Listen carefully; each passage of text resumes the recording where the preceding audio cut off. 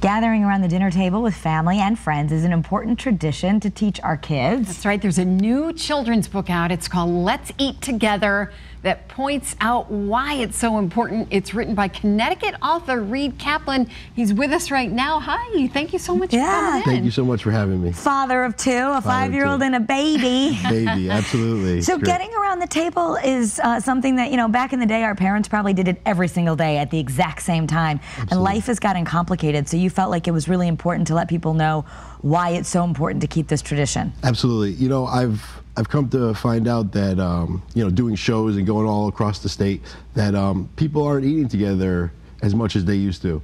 When I was growing up, we had every dinner together, whether my father was home early or late. We waited for him and we ate as a family. And I think it's super important because that bond that you form together is something that is so important, and your children will come to you with problems and be able to talk to you, and you know that communication is invaluable. I mean, there's nothing more important than your kids. So you know, making that known early that you're always there for them is the most important thing that you can give your kids, I think. And talking about paying attention to them. And paying attention to them, absolutely. And talk about a little bit how, you know, you can talk about how your day was. Right. I know that my sons ask my husband how his day was. Right. And, you know, it's kind of a time to run down what happened to you during the day. Yeah, you know, and with so many problems going on right now in the world, so much violence, that's all it takes sometimes is a simple, how was your day? Oh, not so good. Why, what happened? And, you know, everybody's been through that, you know, and everybody can relate to not having the best day. So when you do talk to somebody and you tell them, I've been there, I understand, and you have that conversation, the next day, it's more likely than not that person feels a lot better about themselves. There's people that understand what they're going through. They don't feel like they're alone. And the next day is a lot better. They don't have to harbor that anger that one day may make them snap and do something that they regret the rest of their lives. Right. So through this book, I'm trying to avoid that problem, you know, to have people not have to go through that, you know, to avoid that. I know it was important for you because you live near Newtown, and that was one of the impetus for you to write this book. And we have a little video just to show people, because it's also just a fun children's book to read. It's not preachy. The kids are going to have fun. Let's take a look at how the animals all come together. And I noticed there are no devices on that table. No devices. Everybody's got their tablets down. There's no cell phones allowed at the table. A megaphone, but even if it's just an hour or a couple times a week. It's super important to be together and bond at the table. And why did you use animals there? Why did you think it was so important to use? So if you notice, all the animals are different, and they're animals that normally wouldn't spend time together. All right.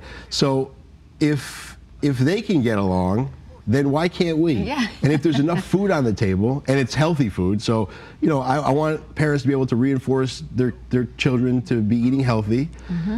So if there's enough food on the table, we don't have to eat each other. We can all get along and be happy together, you know?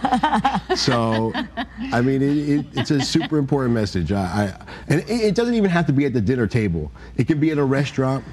It could be in your family room. As long as we're all together and eating together, that's all that matters. And people get discouraged because they'll say, well, this one has this practice and that one has that practice, and Dad coming. So it's not that you're saying it has to be a big formal feast every day, but even just those touchstones a few times a week, or just sitting around a table, even if it's not the fanciest meal. No, as long as we make it a priority to do it at least once a week, twice a week. You know, you don't have to do it every day. I know people are busy, everybody works.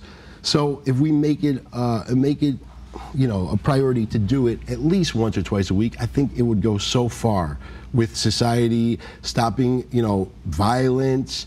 And like you said, I was deeply inspired by what happened with the Newtown tragedy. Growing up in Monroe, that was our neighbor, or it is our neighbor. And after that happened, I mean, it broke my heart, and I wanted to do something, or I wanted to try to make some kind of a difference so that doesn't happen again. You know, there's no worse story than that, and I don't want anybody to have to relive that again. Right. I feel awful for the families who will never forget that day. Yeah. And we will never forget that day either. We stand with Newtown. I stand with all the schools and universities and people that have had this happen to them. And I want to just avoid that for the future. Thank you, Reid. We appreciate you coming in. Absolutely. Thank you for having me. Thank you so much. I want to read that book. Thank you so much. And you can get a copy. You also can help feed a family by visiting letseattogetherbook.com. And it's a cute little trailer with the animals there.